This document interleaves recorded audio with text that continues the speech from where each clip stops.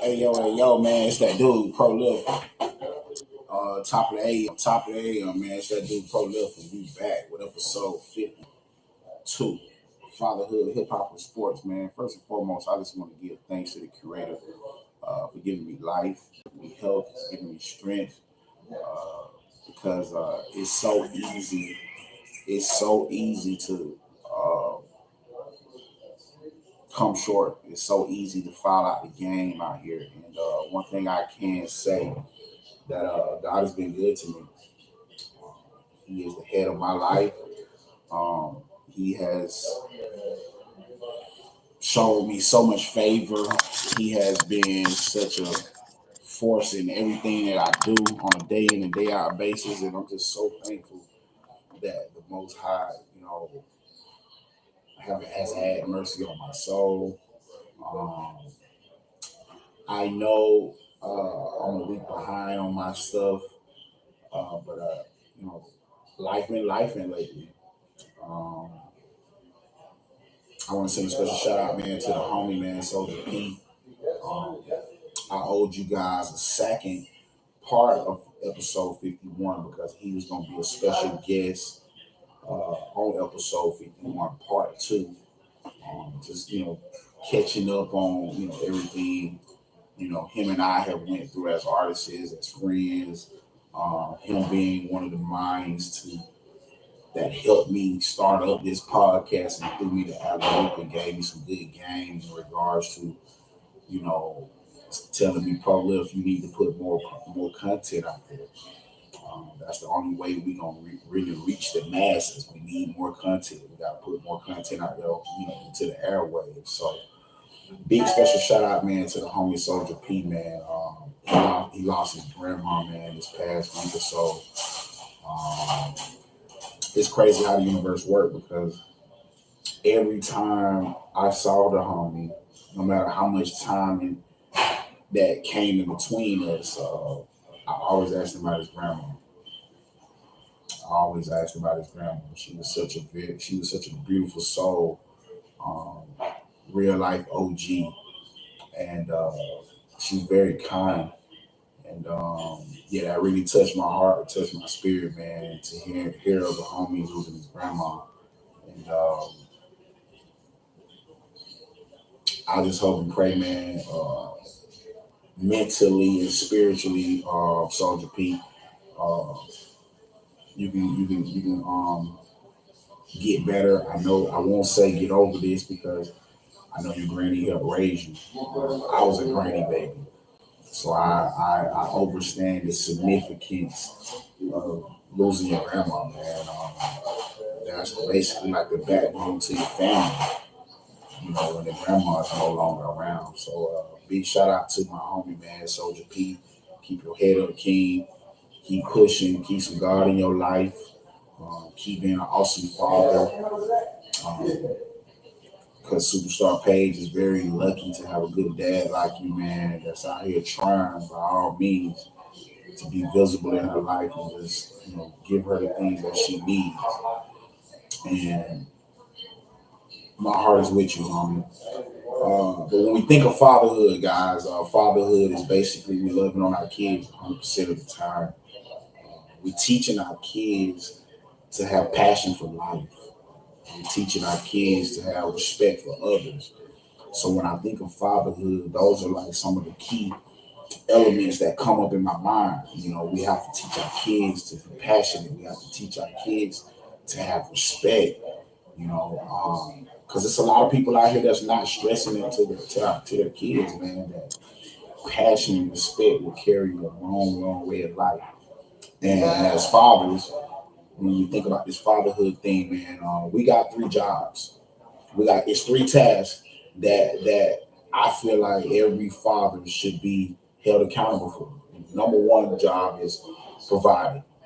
We gotta provide for these kids. We gotta be givers. We gotta do the best we can with what we got, and provide for those kids because at the end of the day, they didn't ask to come here. So it's only right that we get out here and we shake some trees, we shake some things up to provide for these kids Secondly, I think it's very, very important that we nurture our kids. We pour into them. Uh, we keep them motivated, and I think that's like one of the most intricate parts of this whole fatherhood experience, man. We have to constantly keep nurturing our kids, watering our seeds. And the last one, man, is guide. Be a guide. Lead them the right way. Um, Lead them with some integrity. Lead them with some respect and some passion. And I feel like once we're engaging into all of those elements, that sounds like a good father to me. That sounds like a great father to me. But fatherhood to me, man, would be nothing without people like my Uncle Willie C, my Uncle Flay. Shout out to Mr. Tap, um, my Uncle Tilly, my Uncle James, who made the San Diego experience attainable for me. Theo Mamas, Theo, I love you. I'm grateful for you every single day for taking a chance on me when you didn't have to. And I really been out here this last 10, 11 years since you've been gone, man, just trying to make the most of what I got out here. Um, but I'm very thankful for you for, putting me in this position to experience fatherhood, especially in a state like California, trying to raise your kids, man. It's a real life task. It's a real life monster, and I must admit, I truly feel that without all of those gentlemen that I just named off right there, man,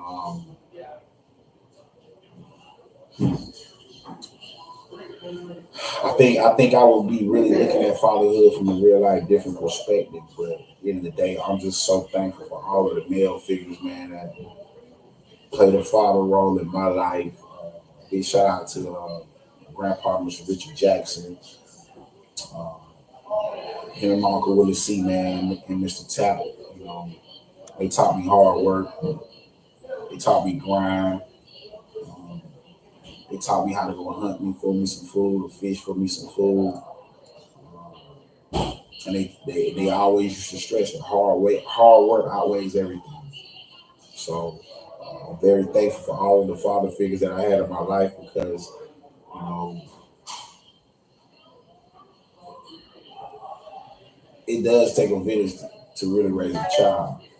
And I must admit, I had a very extensive village growing up as a kid. I was a very lucky young man to have so many spiritual and wise older men in my life that all they did was love on me. All they did was nurture me. All they did was provide for me. All they did was guide me. And I thank God for them every day. Um, a lot of them are no longer here on earth with me. So the only thing I have to hold on to when I think of those important father figures that played a role in my life is the memories. And that's why this podcast means so much to me, man. Because I'm creating memories right now. Yes, what I'm doing, I know it's not. Um, it hasn't taken off with a blaze. It doesn't have not generate money from this. Because this is all from my heart. Every time I go live and get on this thing, I'm really just trying to share some information with the world. I'm trying to, be very useful of my time, and I'm just trying to just show my kids that dad always stay productive. Dad always try to maximize my 24 hours to the best of my ability. So creating these podcasts is creating these memories. All of this is gonna do is give my kids something to look back on one day, and they can see that dad did everything he could to be prolific, which is positive, relentless, outlandish, living and free. And that's what I model my life on. I try to stay positive. I try to stay relentless. I know I'm an outlandish thinker and living free. To live life and feel trapped and feel like you're in a cage, that's not freedom. But when you live it free and you don't have no worries, you don't have no regrets. Life, fatherhood, all of this stuff can be so simple, be so easy. So I just want to thank, man, all of the father figures that played a big role in my life and my upbringing. Um, Little old Sid, Pro Left wouldn't even be here today if it wouldn't have been for you guys, man. So much love, much respect to all of the father figures that played a role in my life, man. Hip hop, man. First and foremost, I just want to say big shout out to hip hop. Big shout out to the industry. Big shout out to the business. Um, I also want to send a big special shout out there to Takeoff and Quavo's Ball. Those two black queens have been in Washington D.C. this past week. They've been they've been speakers and hosts at some webinars and seminars they've been having up in DC in regards to stopping the gun violence. We all know Takeoff was taken away from us, approaching a year now. Just last year down there in Houston. And I just find that real dope that, you got a mother and a grandmother uh, of Takeoffs that's, they're out here, they're advocating. They're out here really pushing the line and pushing the initiative that we need to put these guns down. We need to stop all this gun violence. We need to love on each other. We need to be mindful that, we don't get but one chance at this life. So when you put your finger on that trigger and you squeezing it and you point at your target, you gotta understand your life gonna change forever. Your life gonna change forever, man. When you build up in your mind that you want to take somebody away from their family, you want to take somebody away from their kids, you want to just take somebody, away from this earth. Period. Like you have to be mindful that the outcome of this, it ain't gonna come out good. As far as the person that's the suspect. Um, what you think you gonna flee the country? You gonna get away? Um, you gotta be living life now, looking over your shoulders at all times. So, quite sure that's a very sucky feeling, man. But to all the black kings out here, man, because that's really what's going on. We got a lot of black on black crime. Um, I truly feel that my culture, my people, we just can't coexist with each other the right way. It's like everybody just want to be bigger than the next instead of everybody creating balance for the masses and want to see everybody win and want to see everybody successful. I think the black culture, I think we're the one race of people that we're lacking in that department, man. It's like a crab in a bucket mentality with the black culture. Nobody wants to see the next man doing better than them, or doing a little more than them, or got a little more than them. And a lot of those outcomes lead to violence, lead to death, lead to murder.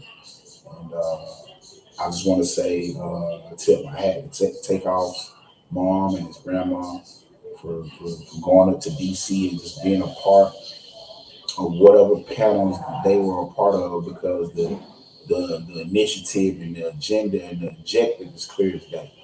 We gotta cut back on the gun violence, man.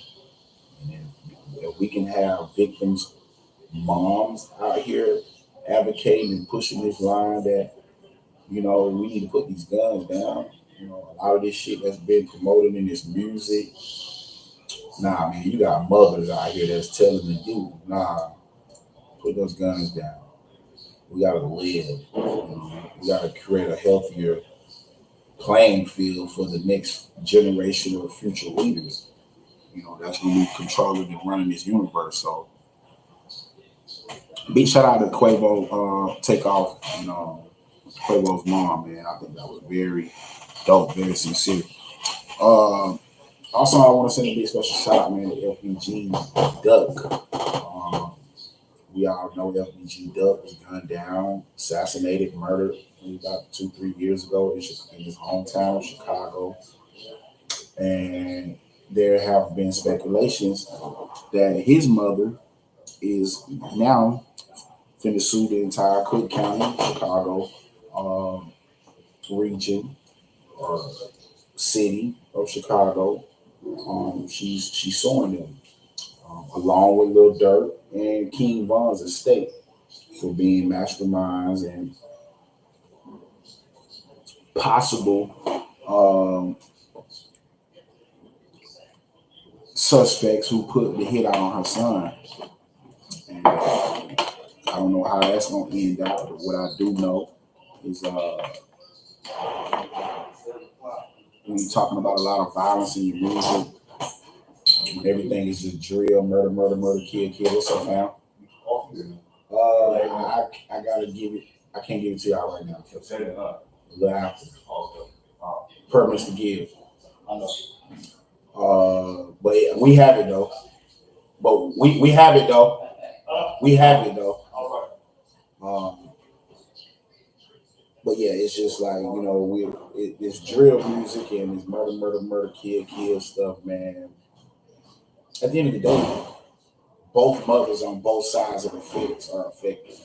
So here you got one mother that's bearing a child, and you got another mother that you know got to go to a correctional facility to see her son for the next 20, 30 years.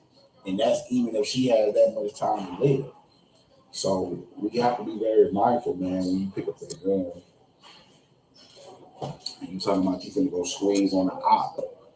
You got to be very mindful that this ain't gonna end too good. It ain't gonna end good.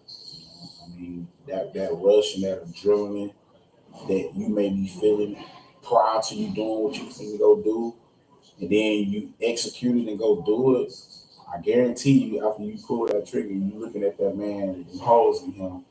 I guarantee you, it's running through your mind now that damn, I just killed this person, and you have to know that it's gonna be consequences. Are you gonna just be on the run the rest of your life?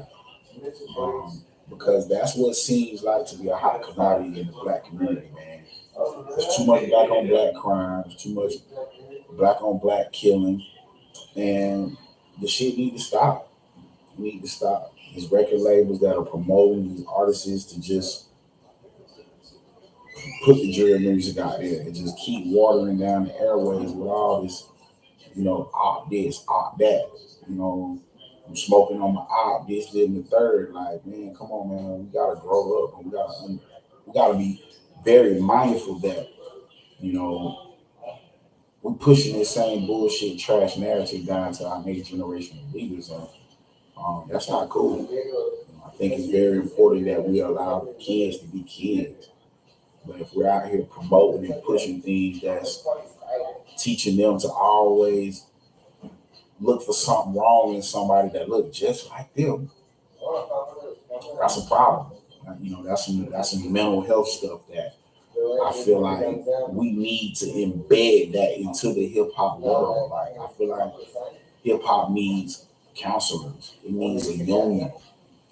It needs some ambassadors that's gonna really regulate the game and the industry and the business. So all of the newcomer artists, all of the artists that's been in the game, they are aware that look, um, you can lose your life behind this hip hop thing, but you can also change the trajectory of your family's life forever if you do it the right way. And I think that's what we need to be pushing more.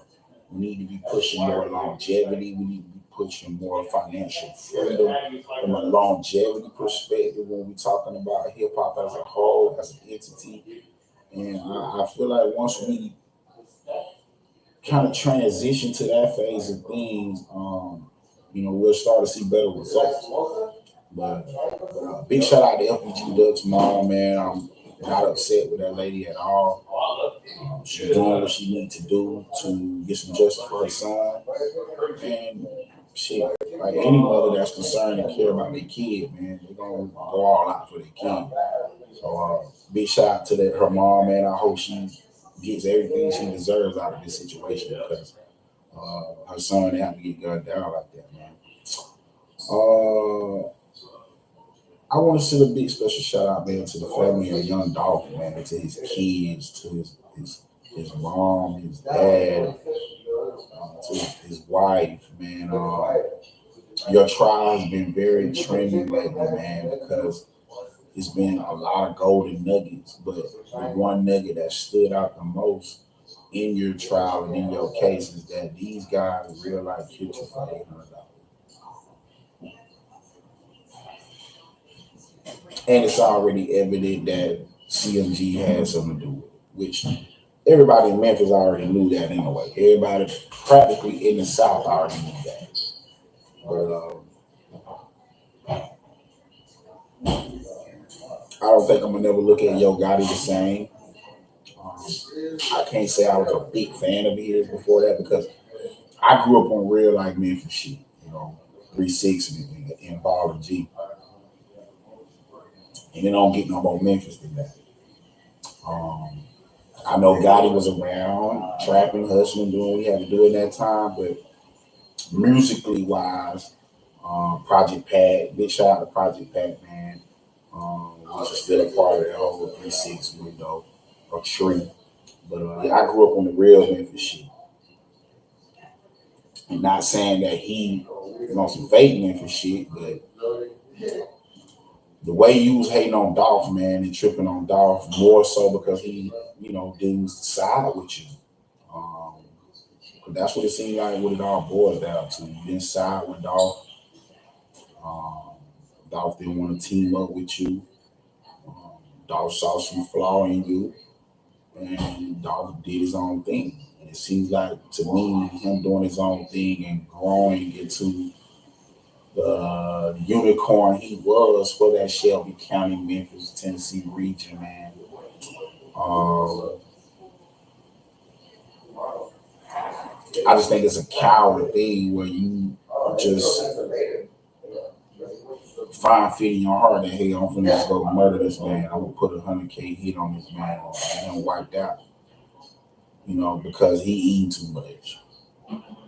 And that's what it feels like. Y'all motherfucker took the man out the game, but he was eating too much. Well, last time I checked, it was enough money out there for all y'all. All y'all were millionaires. Both of y'all crews had millionaires. But it seemed like to me, and just looking at it from a real deep perspective, God he wanted everything. He wanted everything that was major in Memphis to come through him. And Dolph did not want to be teaming up with a motherfucker like that. That's why he did his own little thing. Also, man, big shout out to Key Glock, man, which is his cousin through marriage, but they good. Um, he been trailblazing. Key Glock is real life been out here pushing your legacy still, Dolph. He been real low key. He been real quiet. Because that's how he need to be moving right now. Because his name is on that list. I was just looking at a clip just yesterday, and it seemed like to me CMG had they had a hit on Dan and everybody on his label. Everybody that really ran with Dolph. The plan was they were gonna wipe out everybody until there wasn't no more Quavo rap. And everything left over with it, what it seemed like to me, they was gonna force them to be a part of it. But some of Dolph's spiritual, ancestors and trailblazers here on earth with us, they weren't going out like that. So it's low key like an eye for an eye thing right now. It's probably gonna be some more bloodshed in the scenes, but I just feel like the Justin Johnson and Camille Smith dudes, they like some of the dumbest dudes in America. Dumbest. You guys go out there and kill somebody of that magnitude for some chump change. Like, what kind of idiot are you? like, and on top of that, you was promised a whole 100 racks. And you only got that's sad as fuck. Yeah, you allow somebody to just straight finesse you like that. And now Dolph people that took him out the game, so you ain't gonna never see that money. And now you done got all off in the courtroom speaking on it. Now the pressure's really weighing on you, knowing that you probably never gonna see that money. Gotti ain't fucking with y'all. He's always overseas. He's out the way right now, which is very smart because I feel like they coming at him too. Um, I see a lot of scarce in his eyes, like most of the photos and things I've seen him out with Angela. And you can just see it in his eyes that he feels something on the way that's coming. And I just feel like, man, when you harm the wrong people, um, and when I say harm, you basically you killed the wrong person that was connected to some people that they gonna come. You don't know how they coming, but they coming. And I think when I see Yo Gotti, every time I've seen him, especially since that was his brother, it just seems like he give off energy that hmm, it's possibly about to be a war in Memphis if he's ever spotted there in the wrong area of town. So I just hope and pray we can get back to the whole everybody's being fathers and just taking care of our kids, being artists, putting good love and good energy out there, and just being mindful that all of this starts with, love. If you ain't got no love in your heart and on your mind and on your spirit, then you need to reset. You need to recalibrate. You need to start over, man. But my heart goes out to Dolph, man, his entire family, his kids, all of that, man, because he did not supposed to go out like that. The BET Awards, man. The BET Awards took place this past Tuesday. It will be aired on national television on next Tuesday. So a lot of y'all that are not aware, the Grammy, BET Awards, a lot of these big uh, award shows, they really record these things a day before. I mean, a week before, and then they'll turn around and air it to the world the following week after. So BET Awards, of course, we know it took place in Vegas this year. It was removed. It was moved to Vegas from the original place, I think, which was LA, possibly. But they had it at Dre's nightclub. It sounded like a real different place to have an award show of that magnitude. But we heard it was a star-studded event. There was a lot of intricate and dope artists that were in the building in attendance, and big shout out to all the artists that took home some hardwood. Of course, our best male hip hop artist of the year, we already know who that was by a landslide, Mr. K. Lamar. Now, the best female artist kind of threw me off, hip hop artist, because I felt like that one easily could have went to Sexy Red or Glorilla, because those two have been making a lot of noise this past year. They made a lot of money this past year. But, the fans went with old Miss Minaj, Queen Nicki, man. I haven't heard a lot of her music from this past year, but Nicki hopped in and out low key how she want right now because she's at a status where she don't really gotta make music like that anymore. But if she hop on anything, a track, a verse, or drop something, she has an incredible fan base that's gonna support her. So seeing that she took home the best female artist award this year is kind of surprising because she's already awarded up. She already has an extensive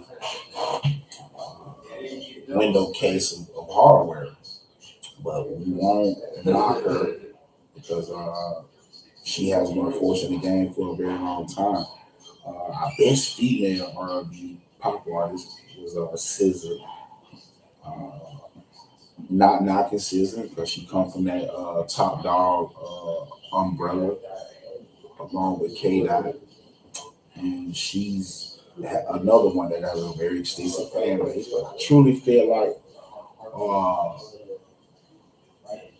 that could have went to Many Long or Tyler. And but Tyler did get the best new artist. Uh, she uh, got the game in the chokehold right now. She got the same kind of vibe of a Sade, of a Teams, but Teams is a little bit more, a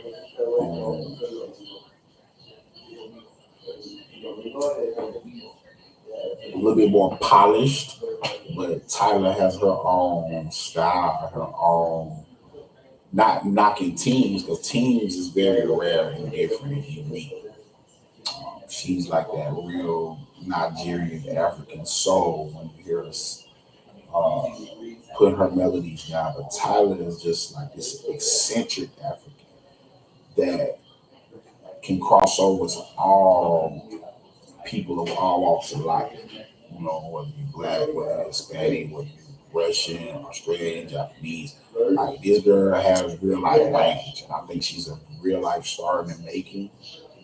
And big special shout out to her, man. Best song of the year was All My Life, um, featuring Drake and J. Cole. Um, and speaking on Mr. J. Cole, he just blessed us with a very informative and dope and out the blue track called Port Antonio. And he basically was just explaining his reasons for, stepping to the side with the whole Kendrick and Drake thing. He's been very adamant about his love and respect for both artists and what they both meant to him. And I must admit, man, J. Cole, he don't miss. He's a real life barbarian. He's a real life spokesman for hip hop. And anytime he drop, man, seems like you got the world pauses and we go listen to Mr. Jermaine. So big shout out to Greenville's finest, man. King Cole, man, that Port Antonio has been in my earways the last few days. I even got the instrumental, so y'all be on the lookout for a nice freestyle, a nice, some cool audio that's gonna come behind the track because it's just one of the ones that's it's very thought provoking, and it's a track that really gets me going. Sports, man. Before we dive in and cover anything, man, I just want to send my condolences to the families of Pete Rose and Dikembe Mutombo, man.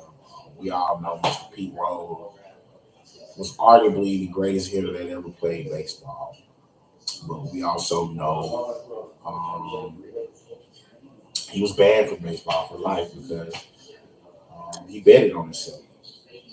And I know that sounds very strange because in life that's what you're supposed to do. You're supposed to bet on yourself. You're supposed to believe in yourself, even if it means I'm gonna put up my money on what the fuck I'm out here doing. Like you're supposed to double down on yourself in life because if nobody else will do it, if you don't do it, nobody else won't do it.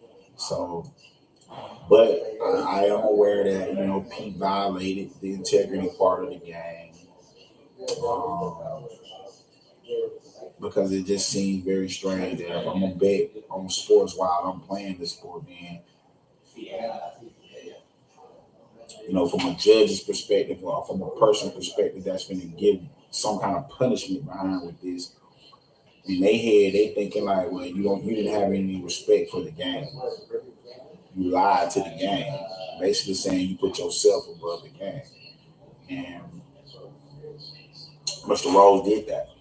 But that don't take away that motherfucker one of the best hitters of all time, three-time world champion, um, highly respected by all his peers, even in his wrong.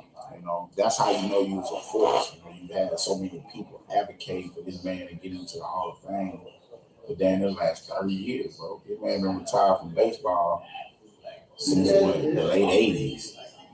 We talking about 30 plus years, damn 40 years that people been advocating that this man ain't gonna be in the Hall of Fame. He's one of the greatest to ever do it. His grind, his work ethic, everything spoke for itself. So how is he not in the Hall of Fame? But shout out to Pete Rose, man, because that news came the day right after Mr. Mutombo, which we all know was very famous for, which means don't bring that shit in here. That shit finna get beat up. I'm finna pack that shit. Just like the old school used to say before. I remember I come from the era where, you get your shit packed, like a meat package. Pack that shit up. You know what I mean? Now they call it, of course, little block shots and they got beat to the glass. Nah, Tombo came from that pack area. He was packing shit. And he's still one of the, I want to say, maybe the only one in league history with 4 Defensive Player of the Year awards. Really changed the game on how a center plays defense. Tombo was clearly a defensive specialist. Didn't score the ball a lot his early years. Pretty much his whole career didn't score a lot. Man, he played some kind of defense though. I'm talking about some amazing footwork for a big guard that was 235 with no problem. Um, so big special shout out, man, to Dikembe. Um, Passed away at 58 years of age. Pete Rose was 80. And both of these guys meant a lot to their respectful sports, man. So my heart goes out to all of their families, man. Uh, as y'all all know as well, man, October is breast cancer month, man. So um, I know a lot of us have lost some people along the way in the month of October. But let's make sure we keep our pink going on for Breast Cancer Awareness Month, man. October is a very tough month for a lot of people out here that lost some loved ones to breast cancer. So you got some pink in your house, put your pink on and show some love and respect for October Breast Cancer Awareness Month. Baseball, man, we already know what's going on, man. I just want to say big shout out to the San Diego Padres for giving the city of San Diego something to feel real good about moving forward. When we're talking about the Padres, they competed, played hard, they just couldn't get the job done. Dodgers, in the end, were a stronger team, wanted it more. They got all the timely hits when they needed it those last few games, and they played superb defense, man. They shot y'all out for 26 straight innings from that game 3. After y'all scored in that game 3 in that third, fourth inning, y'all didn't score no more the next 2 games, which is unacceptable. You can't win a World Series that way. You can't even get to a championship series that way. I gotta give the Dodgers who they credit, man. They are a very resilient ball club. They're led by a very resilient, fearless leader. And seeing them in the Mets clash for the NLCS pennant to get to the chip, it's gonna be classic. The Mets they turned it on this season at the right time.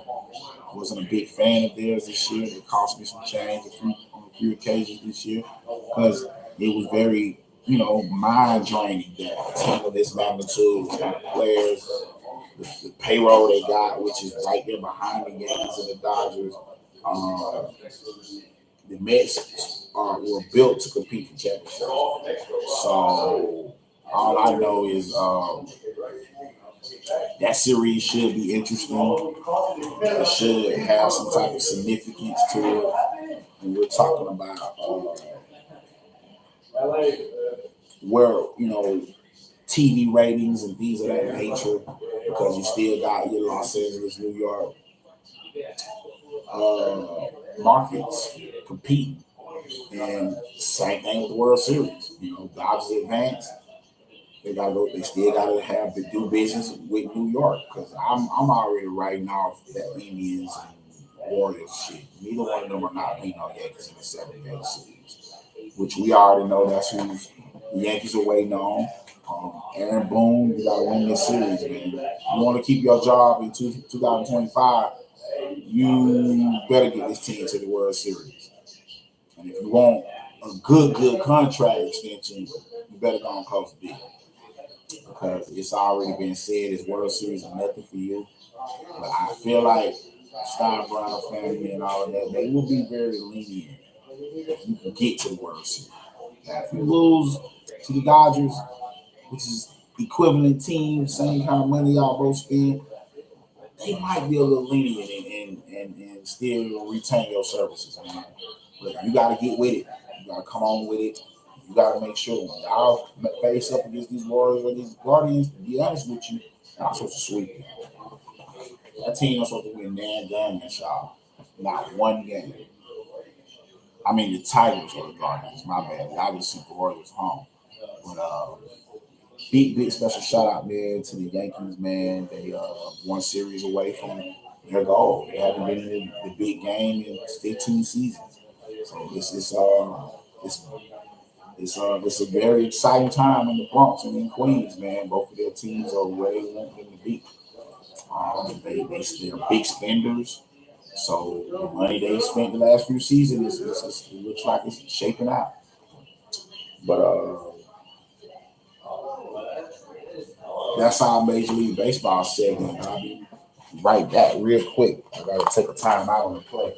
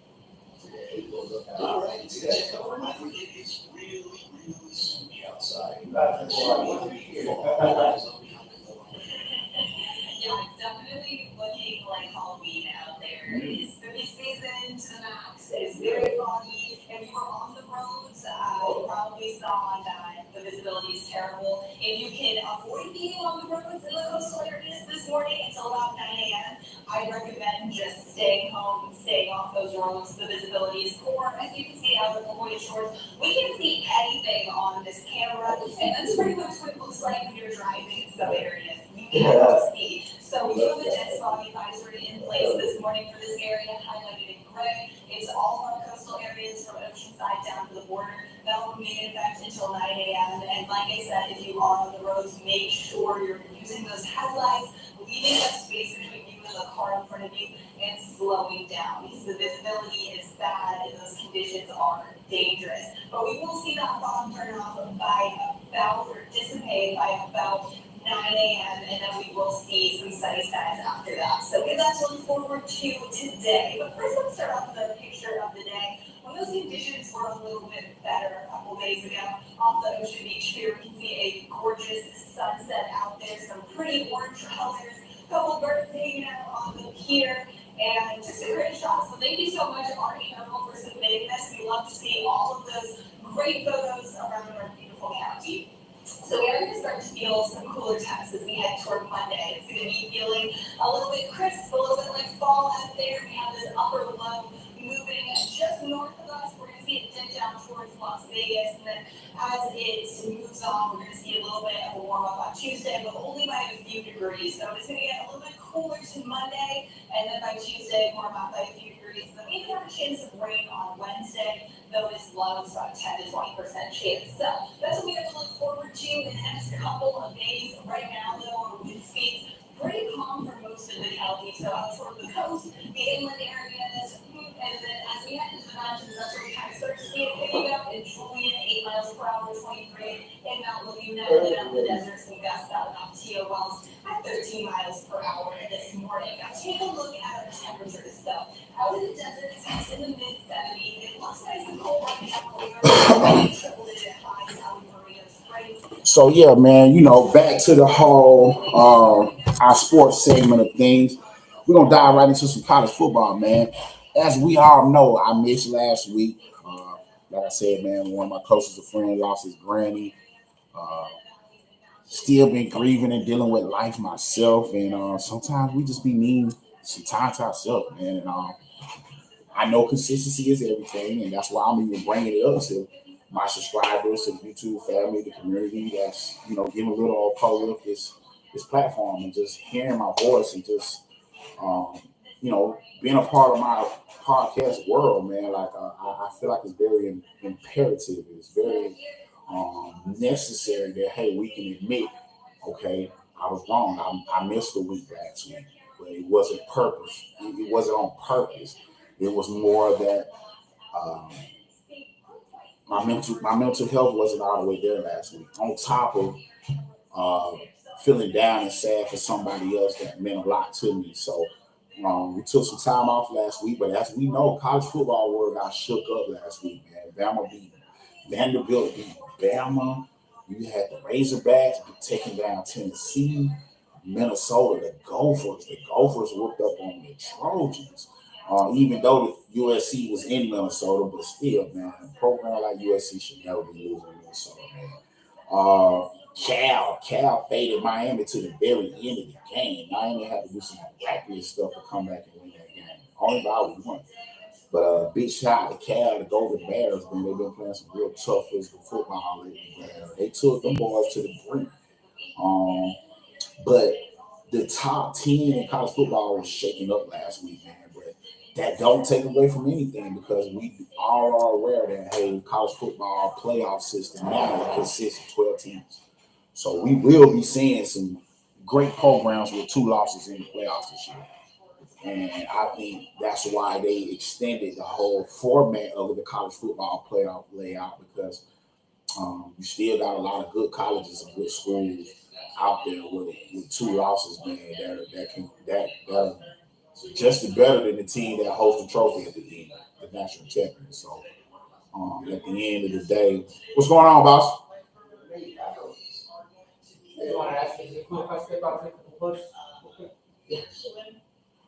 Because they finna all go out there right now anyway, so perfect, yeah.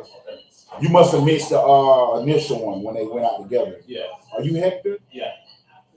I thought I woke you up. Yeah. It's just It's okay. It's okay. You good. So yeah, man.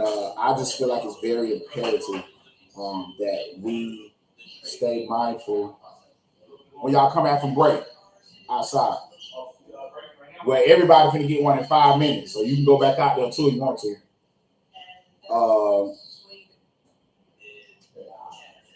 I just feel like, it's very imperative that where we at with the NIL deals and the way college football has transcended into this global phenomenon that it is today, we have to be mindful, man, that these are still kids, young men that are still trying to achieve their dreams, which is to be professional athletes, professional football players on the next level. And a lot of them aren't going to make it to the next level.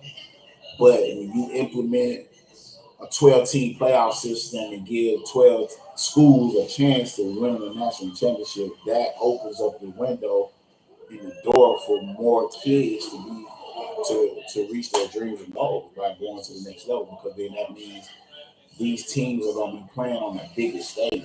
All of these games are going to really, really mean something. They're going to all be televised from a national perspective. So I think the committee was very on point with, amping that thing up to 12 teams, because the whole 14 format it was old and stale. I mean, it wasn't old as far as what it used to be when they only took 2 teams to put in a big game, and then everybody else with dope records, the strength of schedule situations and shit. Like a lot of the times, it seemed like they was just favoring one conference, which we all know SEC dominated the 2010s when we're talking about opportunities to play for a title.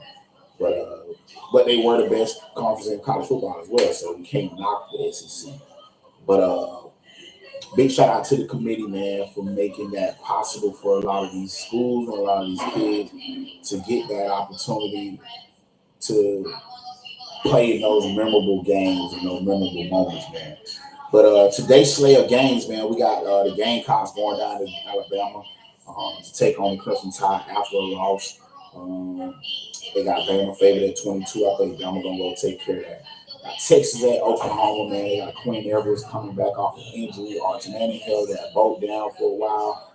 But Sarkisian, I think, going back with Quinn Edwards just to see where he at, because I think Archie will probably finish the game unless Quinn Edwards come out and score on his first 3 fucking possessions, and he's looking like, okay, he's already back with rocking and rolling. But if I'm Sarkisian, I only play him a half. I only play Quinn Edwards a half, and I let Archie finish the game. Don't matter what happens in the first half, whether you up 20, tie game, whatever, I will play both of my quarterbacks today if I'm Steven Sarkisian. Just because Quinn Edwards really has a future at the next level. And the worst thing you want to happen for this kid is him to get re-injured. Because then that fucks up his draft stock. And we already can see that he has the opportunity of being a generational talent. Strong arm guy. Can make all the throws. Not the biggest quarterback in the draft. But he's tough. He loves football. And he didn't get recruited to come to Texas for nothing. You gotta be tough to play football in Texas, man. But Texas at Oklahoma and Red River Battle, man, gonna be a tough game. Penn State at USC. What y'all gonna do, USC? I got the Nittany Lions coming out here to LA, man, to the West Coast. What y'all gonna do? Because I went to the Midwest and lost last week. So if y'all gonna let a Midwest team come to LA and beat y'all, very interesting there. But we're gonna see how things play out. Got a good slate of games today, guys. Ohio State at Oregon, 4:30 game. Because we got 2 4:30 major games around the same time. Ohio State at Oregon, Ole Miss at LSU down in Death Valley at Baton Rouge. Those are gonna be 2 damn good football games. Can't wait to see them. Very excited for those games. And our last marquee game of the day, man, is K-State going up to Folsom, going up to Boulder. Bosa Field, man. Coach Prime them coming off that bye week. They should be healthy. They should be sharp. I can't wait to see Shador in that offense push the rock down the field. I'm very excited to see how their defense is going to respond to the adjustments they made in the second half against UCF 2 weeks ago. So I'm very excited to see how Warren Sapp and that defensive coordinator and that defensive crew going to really have those guys playing football this week, because they played a damn good football game down there on the road at UCF, man. And I was very impressed, more so with the coaching staff, because you can tell they had them guys prepared, top to bottom. They was prepared. They were prepared from top to bottom. And it was such a beautiful thing of art to see them go play a complete football game on all phases, offense, defense, and special teams. So can't wait to see that matchup tonight. K-State at Colorado. I do have Colorado landslide in that game. I don't know why K-State is favorite. Looks like a trap game to me in a sense, but K-State is not fucking with Colorado. You earned it, sir. Stay out of trouble now.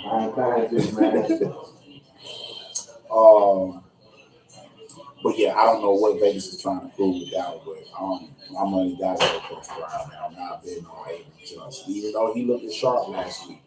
But, I'm just looking at that game like, well, why was K-State favorite on the road against BYU for a couple weeks ago? And then got spanked up on top of you lost your 2-3-year quarterback that left transfer and went over to Ohio State. So Avery was behind him, but that wasn't his team. So he's still learning that program, learning that system. So got to take Coach Prime, Travis Hunter, who I think is a long shot at the Heisman right now. But the guy running the ball, good morning, sir. The guy toting that rock down there at Boise State, though. Oh my goodness. Dude ain't played 5 games. Already got over a rack. 16 touchdowns. And he clearly got to be the lead Heisman right now, man. Because the numbers he's putting up are video game numbers. I seen a stat yesterday. They compared his first 5 games to the last 2 running backs that won the Heisman. He blowing that shit out the water.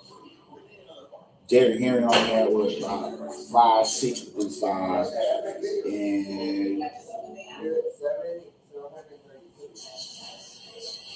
was it Derrick Henry and Mark Ingram, the last 2 backs that won it, which were Reggie Bush. But see, they had that wrong. Mark Ingram was actually the last running. So I guess we just say the last 3 running backs that won the Heisman. Mark Ingram, Reggie Bush, Derrick Henry. This dude is blowing their stats out the water. Neither one of them had. The most I saw was Reggie. Reggie had like 605. But Mark and Derrick, they only had like 550.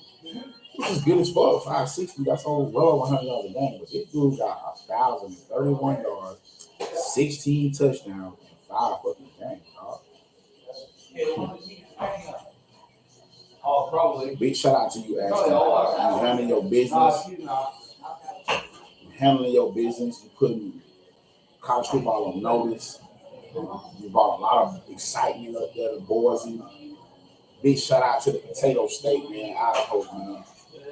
Boise State is the only thing that's really cracking in Idaho right now. But Mr. Janty, man, you told that rock, dog. You clearly gonna be the first back off the board. You just took all of Ollie Gordon and second shine from Ohio State, Oklahoma State. They had to roll him off with the bench back in the country before the season started. But now, you got that shit in a chokehold. All you gotta do is just stay healthy and just keep wearing that rock, man. You about the only one I can see that's gonna really put some pressure on the committee to not take Travis Hunter. But Travis Hunter, through 5 games, he got full-time receiver numbers. Dude got like almost 600 yards receiving, 6 touchdowns, almost 50 catches in just 5 games. And this is a guy that plays defense every snap as well. So what he's doing is remarkable. It's astonishing. He just had a big interview with Coach Prime and Charles Woodson, which we knew Woodson and him would have a sit down sometime soon because he's the last defensive player to win the Heisman. What's up, bro? You can go outside. I just don't smoke. Okay. Which we all know he's the last defensive player to win the Heisman, and it was only right that they teased us with an interview of that magnitude because Travis Hunter is the real deal. Big shout out to Travis, by the way, man. He's down South Georgia Rebel, man. I love you, King. It's such a pleasure. It's such a elated feeling to watch you go out there and compete and do what you love to do. And I don't take nothing from your game as a point of cockiness or arrogance because you do it so effortlessly. You do it so smooth and with so much grace, and you have to have fun while you're doing it. So you gotta respect a kid that's just out there doing what he loves to do, man. And he's really, really good at what he's doing. So big shout out to Travis, man. Coach Prime, the Buffalo, Shador.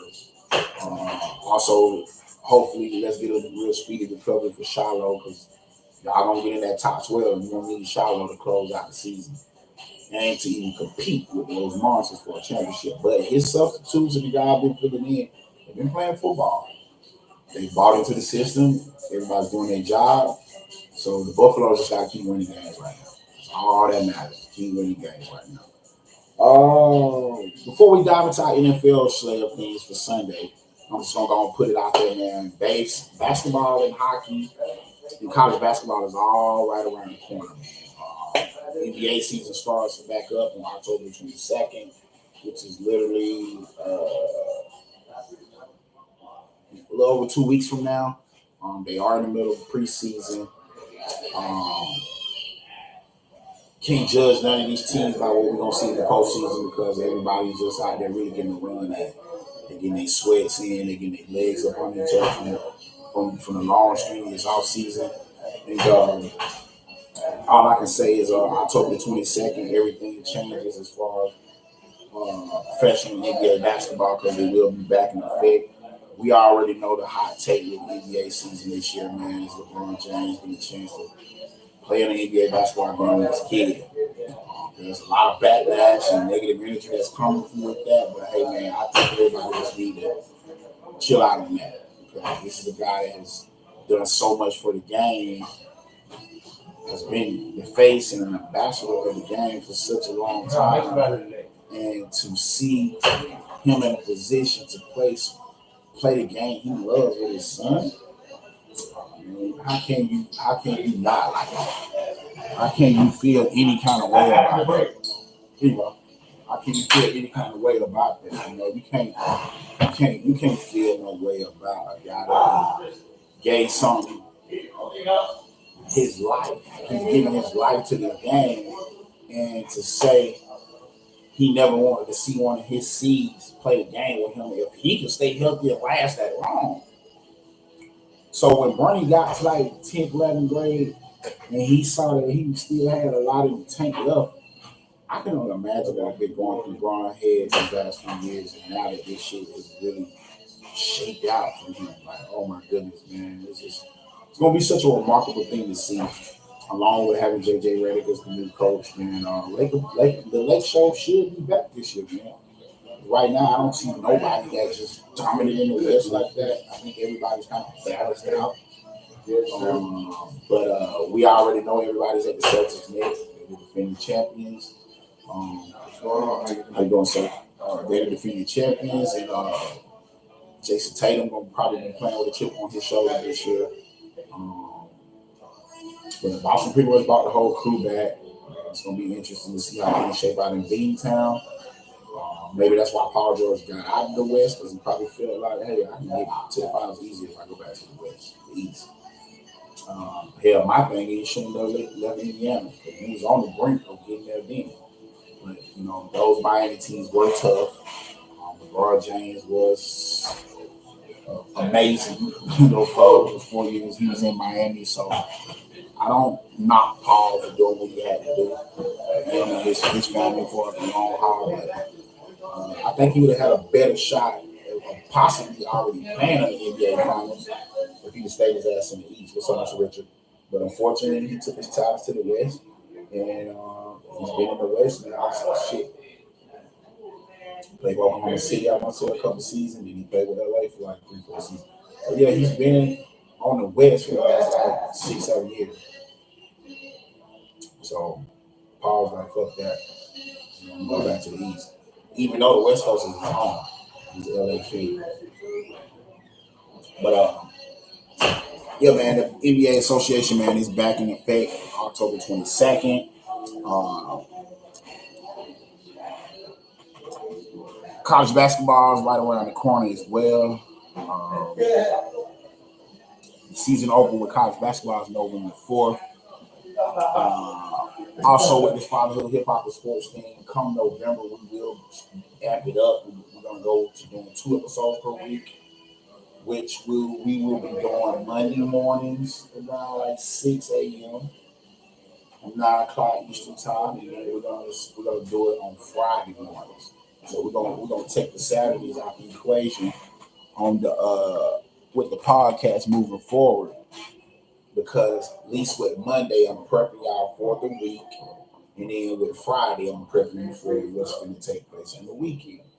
So I want to say we're gonna probably put the narrative the week before Thanksgiving, maybe. I got a nice trip that I'm going to take for the holidays, so it's going to probably be before the holidays, because that weekend of the holidays, we're going to be going live and covering a lot of juicy stuff as far as the NFL, Thanksgiving Day games. I want to say there ain't no NBA games that day. And then I want to say just like football, I don't think they play football games on Christmas Day, but then basketball games on Christmas. So it's going to be very interesting to see how everything plays out with college basketball this season, because we got the UConn Huskies and the Kansas City Chiefs with an opportunity to do something that, well, no team hadn't done in a long time, especially with college basketball. I think the last team to even do something like this was the UCLA Brewers, which was led by Kareem Abdul-Jabbar. We talked about 50 years ago. We haven't had a school win 3 straight national championships in a long, long time. Now, on the NFL side of things, it's only been 20 years. Last team to be in this position was New England. They didn't get the job done. They actually missed the playoff that 05 season. They won 03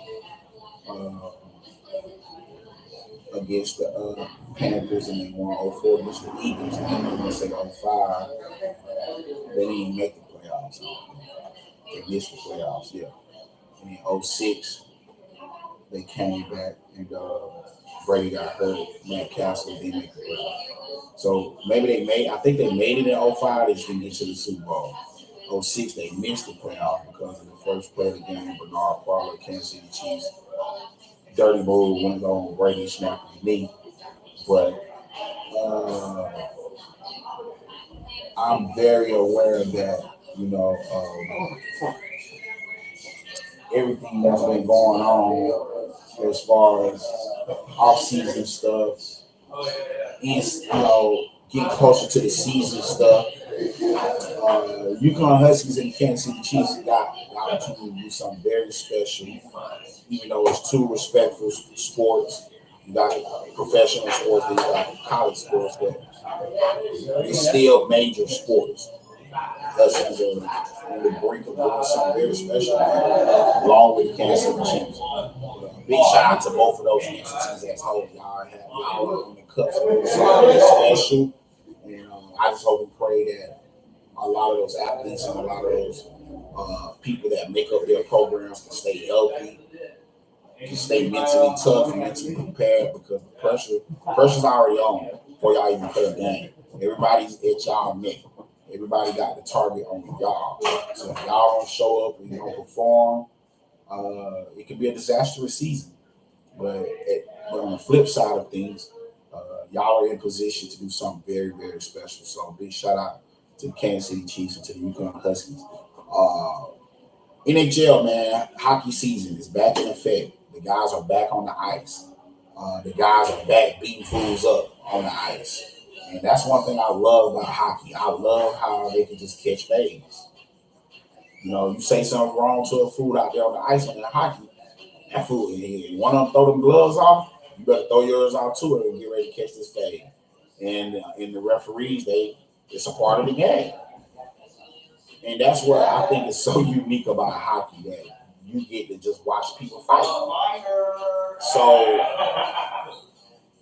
hockey's back. Hockey's back. I'm very excited for that because the hockey is an interesting time of the year that really boosts those parlay tickets if you pick those teams right. It's way more money to be made. Similar to baseball because when you take teams to win by 2 goals or 2 runs, you know, the odds on that team are higher, you know what I'm saying, which is called run line. So a lot of y'all that don't know what run line means, that means you have to win by 2 or better to win that bet. So NHL hockey back in effect, man. They opened back up on Tuesday. We had 3 games, man. Seattle Kraken played the St. Louis Blues. Seattle Kraken was up 2-0 midway through the second quarter. It's cruising, and next thing you know, they go 3 goals and lose the game to the St. Louis Blues. Wild shit. They lost the game. It was only -140 favorite, and they were the first team on that 3-game slate that day. Didn't like it. Didn't like the over, didn't like none of it. And I was like, they gave you the underdog and the under. Then game 2 consisted of our defending champions, the Florida Panthers, playing a premier team like the Boston Bruins, as we all know. Really haven't won anything in the last 15 years, but they've been a force. They've won a lot of games in the last 10, 15 seasons, just haven't closed the deal. Very storied franchise. They have a lot of legends that play for that team, but they went down to Florida and got their issue though. Florida put up 4 goals in the first period.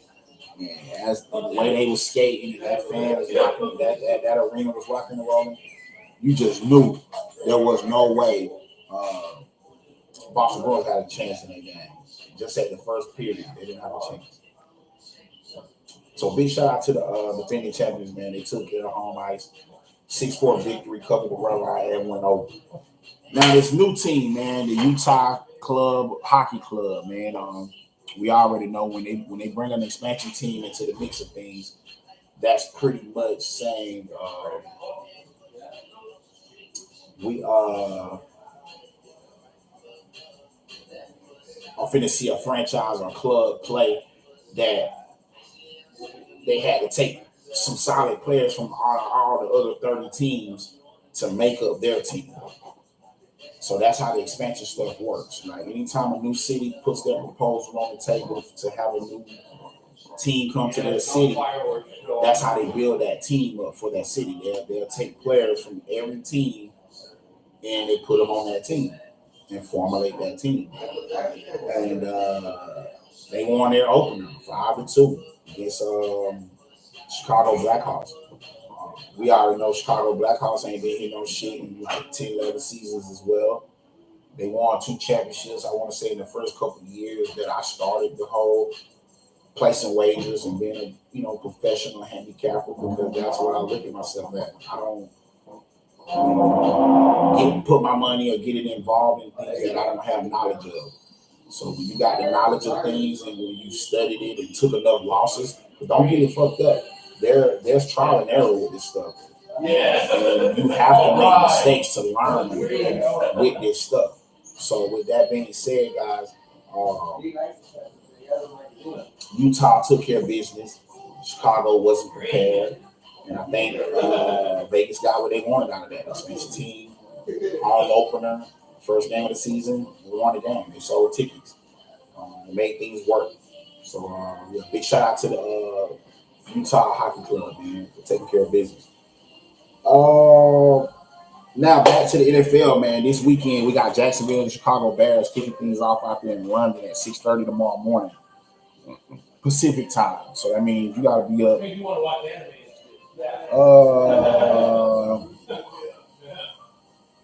gotta be up about 6 o'clock out here to catch that game. 6:30 in London. So that means about 9:30 on the East Coast time. You know, you're gonna see the Bears and Jacksonville Jaguars fade. You got the Chicago Bears fade about -1. I think Jacksonville gonna take care of it. It's time for Doug Peterson to put together some wins. They didn't play their most complete game last week. They got bailed out and won that game there at the end. They let Indy score 24 points in the fourth quarter. But hey, a W is a W. Trevor, number 1 overall pick, finally got him a W. Very excited for Trevor, man. They got Arizona going to Green Bay -5. I like Green Bay in that game. I let Jordan Love and babounce back and take care of some things. Colts going down to Tennessee. I think it's safe to say I'm gonna take Joe Flacco there. Flacco did everything to win last week. He just came a little short. Of course, he came in for Anthony the week before and took care of business. They got the W. So I like the Colts, man, because they're playing football. They act like they're looking like they're rallying behind Flacco. So, and we all know Flacco is a Super Bowl winning quarterback. So do not sleep on old veteran Joey Flacco. He gets the job done. He gets things going in the right direction, man. So big shout out to Joey Flacco, man. We got Texas at New England. Drake May gets his first start. What's going on, brother? I think I seen you on the bus one day or something. You possibly have. Yeah. You possibly You be have. staying on that little thing, What? on your little headset. Oh yeah. Because Saturday mornings I be doing my little podcast, so I got. I think I did see you on there before. Yeah, I got a little podcast I do it every Saturday morning. Yeah. Yep. Drake May get his first start for the Patriots, man. They're getting a touchdown against the Texans. I don't like Drake May in this moment right here because I feel like these first few weeks of the season they could have easily started him, but they went with Jacoby instead. What's going on, OG? Okay, well, feet off the floor right now. I gotta go get a couple of them in here too. Let me see what's going on. Okay, gentlemen, if y'all not on the kitchen crew, I need you to go back to the dorm. If y'all not on the kitchen crew, I need you to go back and get yourself together in the dorm. I want to get the group one day.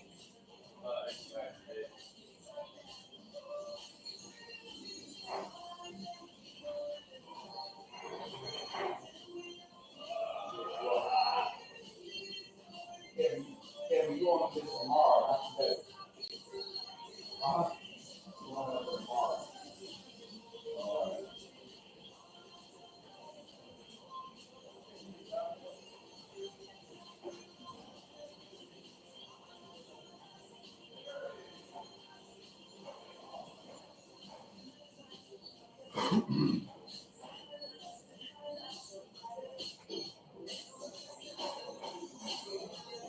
Yeah, I don't like Drake May in that situation because I feel like how you gonna draft the guy number 3 overall, but then you want to go with the guy that's just been the journey. I mean, don't get me wrong. I understand that you probably sat him down, let him learn the speed of things and everything. But man, I feel like he's just been good off. Just put him out there first, just figured it out, you know. But hey, maybe he's watched enough, and maybe he might be the fix to y'all offense, which y'all got going on. So. Big shout out to Drake May, man. He get his first start up there in Foxborough, man. But I got the Texas, man. Texas, I think it's gonna be too much for them. Cleveland going down to Philly, man. I don't know what's up with Deshaun Watson. Him reading defense is horrible right now. Kevin Stefanski is not doing a great job at putting them in a position to win. The play calling is just trash. Not being creative. They got too much talent that they're wasting. And I don't know, man. I just think 9.5 should be too much for them this weekend. They should go to Philly and win that game, or at least be in the game. But they got Philly by 10, 9.5. Basically. I don't like that. I would like the Browns. Even after I lost, I like the Browns. Deshaun gotta come. He gotta show up eventually. This is the guy 2-3 years ago was clearly on his way to being one of the top 5 quarterbacks in all of the league. But see, like when his personal life and all his allegations and things started kicking in, it took a toll on him. It took a toll on the man. They got him out of Houston. He ended up going somewhere that really wanted him, and they're highly invested into him, and their investment in him is not shaping out to be what they thought it would be.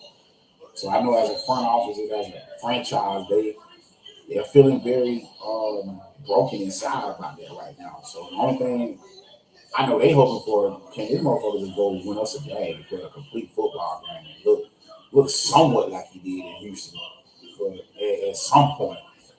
Hopefully tomorrow, because man, it's starting to look like they might be going to get them another quarterback for the future. I don't think he's gonna be it, man, because it just don't seem like if he was that good in Houston, how are you this bad in Cleveland? When Cleveland got better talent than you had in Houston, especially on the offensive side of the ball. Now the Texans of today is a better offensive team than they were when you was a quarterback there, because they was actually a better defensive team then. Now the roles are flipped. They went and invested heavily with the offense, CJ, those youngsters. Defense still creating identity. The D'Amico Ryans, damn good football coach. Very intricate, complex football mind. He gonna have that defense where he need to be in another year. You can best believe that. So that's gonna be the team on the rise, man. The Houston Texans, man. I'm telling everybody now, and I said that shit before they drafted CJ. I was like, if they take CJ Stroud, their whole franchise gonna change. And it did. If they take a person to cover sports at the highest level to see what he did against that Georgia defense in that Sugar Bowl before we went and just straight annihilated TCU in that title game. I ain't seen a defense throw all on a Kirby Smart defense like that. Offense, period.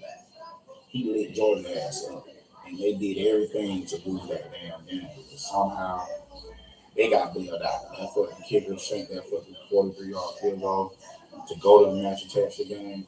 After you played that good all game long, it was just really in the universe for Georgia to win that game, but they did everything to lose that game. CJ Stroud was just that good, and that's when I was a fan of his.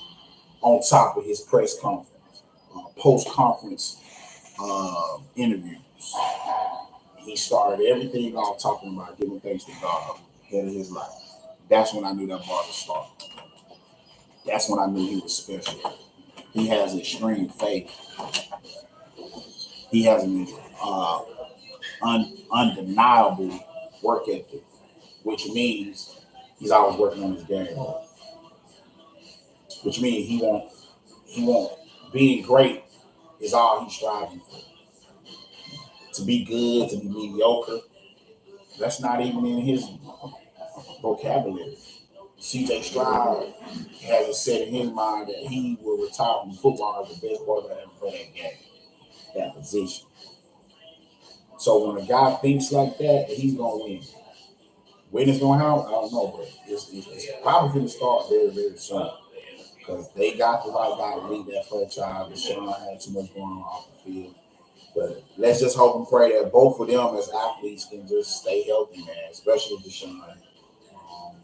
I hope and pray, brother, you can get it right. It's starting to look like they can get your ass up out of Cleveland. One of the games of the weekend, Washington Commanders at Baltimore. I think the rookie finna get roughed up in this one. I mean, if Dan Quinn can keep him in, if that offensive coordinator can keep him in third and short, and they keep throwing the ball on first down like they've been doing all year long, and keep Baltimore on their toes, then they should cover the spread by a long shot. But winning the game, that's just not going to happen. You're not beating Baltimore in Baltimore. Not when you can quarterback. That's not going to happen. Not happening. So I think it's best to say you gotta lay that 7. You gotta lay that 7, man. Chargers at Denver. They got Chargers -3 on the road. I know Justin Herbert been banged up a little bit. They had a bye last week, so hopefully he got a little healthier. On the flip side of that, Bo Nix haven't been playing this most spectacular football, but shit, he done got some W's, and that's what matters. That's what counts in the league, man. You gotta get wins, just win the game. And Denver has put together 3 wins, man. So I'm very excited to see how the season plays out for Coach Sean Payton and Bo Nix as a coach quarterback duo, because that was a very gutsy call to shake a Super Bowl winning quarterback that organization was so highly invested into, all to go draft a rookie. So Sean Payton better know the fuck he's doing, which we all kind of know he he's doing. He's seen some Drew Brees-ish type shit in Bo Nix to make him want to draft that guy and even be his starter. Like, I think Sean Payton was on Bo Nix his last 4 or 5 games at Oregon. He already knew, and that dude, before he played his last few games at Oregon, he knew then I want him. So that seemed like Sean Payton was watching him for dude even graduating from school. But it's gonna be interesting, man, to see how everything plays out, man. And, then our Monday night game, we got the Bills at the Jets, man. We already know the Jets just fired their coach. I think I was talking about old Robert Saleh a couple episodes back, and just how it seems like he's just confident because he has a quarterback like Aaron Rodgers of this magnitude. And yeah, that whole system, man, was like, nah, we can't sit around and watch them play out like this. The rest of the year, we got to be the champion right now. He got rid of his ass. So I just know that the New York Jets, they got to make some moves. They got to make them fast. But Aaron Rodgers is not the same as he was in Green Bay. I think that Achilles injury really gonna probably have him looking a little sluggish for another few games, and then he might snap out of it and put some masterful together. And if he can do that, then we might see a few more games in a row they can do it. But clearly, they want this. They want to try to get him and Devontae back together. It's already been speculations that the Jets and the Saints are 2 of his target spots that he will probably go play at, or possibly Dallas. I prefer to say he should take his ass to Dallas, but I don't know if he's gonna get the same kind of bag that they just gave. I don't think he's gonna get the same kind of bag they gave CD. He gonna get back out of them for sure. So where he gonna go, I don't know. But let's just hope and pray he lands somewhere that he wanna be. Because it seems like to me, you got some bacon in there? Y'all did bacon today? Y'all did bacon today? You did bacon? Oh.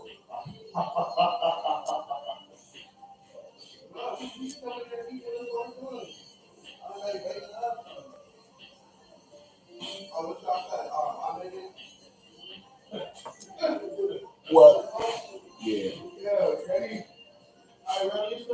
Is some more in there? Okay. But I just truly feel like, man, the Jets got a lot of talent. They just need to put it together and win some games. And then our end game of the week, man, Bengals at the Giants. Bengals need to take care of business, man. On a bad beat loss for them last week. Speaking of bad beats, man, wow, I just feel so bad for New York Liberty. Masterpiece of the game yesterday, and all of a sudden, the last 5 minutes of the game, you got outscored 18-2. Minnesota came back and shot the whole WNBA world. So y'all better not lose game 2 because it's a wrap. You're not gonna beat Minnesota twice in Minnesota. No, sir. So I highly recommend that they figure it out because that was a big meltdown. That was a very bad beat. Just like that shit the Bengals pulled last week against the Ravens. So at the end of the day, guys, it's been a blessing. I'm very thankful that YouTube gives me this opportunity to go online and I didn't expect it to be an hour and a half on this podcast, but hey, man, when you love what you do, you gotta be patient with it. You gotta let things just organically flow. And I know, man, a lot of people ain't gonna have patience to watch me live for an hour and 30 minutes. But guess what? It might be some people out there that's gonna tap into this. You might watch a little bit here, a little bit there, but guess what? When it's all said and done, y'all love what you're doing, man.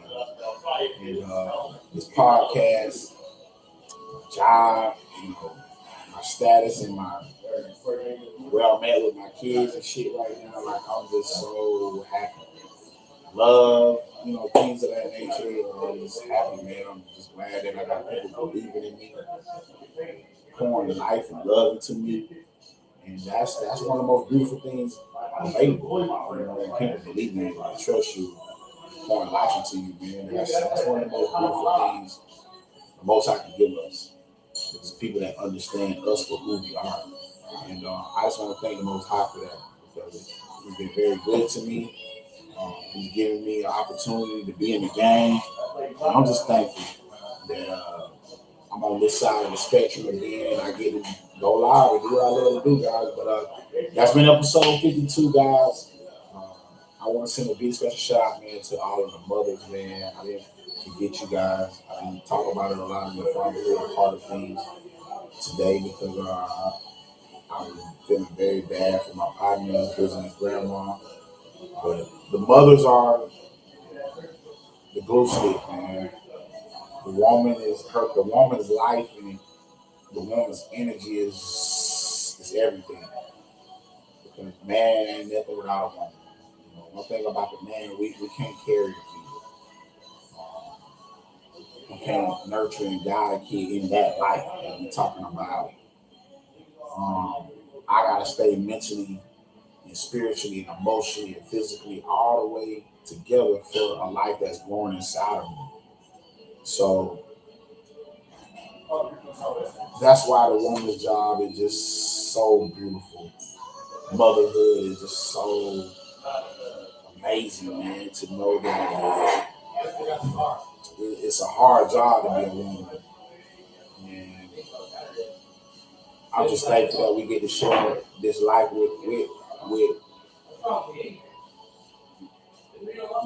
our counterparts, which just so happen to be some of the most strongest people on that ever walked this earth. But that's been episode 52, guys. We got 53 coming next Saturday, October the 19th, around the same time. 6 o'clock, 6-ish. And we got a lot of juicy stuff to cover, guys. We're going to be getting a step closer to the NBA season. We're going to have more stuff to dive in and talk to y'all about as far as the hockey season. I won't cover too much of the college basketball just yet, but I will say that following Saturday on the 26th, I'm going to go ahead and start dibble-dabbling with top 15 teams preseason ranked in the country and what to expect of those clubs and those teams. I'm coming right now. And I just feel like at the end of the day, guys, I'm just excited. I'm excited that I get this opportunity to just go live and get on live and just speak on topics that mean a lot to me. I know mean a lot to a lot of other fathers out here across the universe as well. But te amo más, mucho, mucho, mucho. And let's keep going. And let's love more. Until next time, guys, I'm gonna tap back in with y'all. Capiche?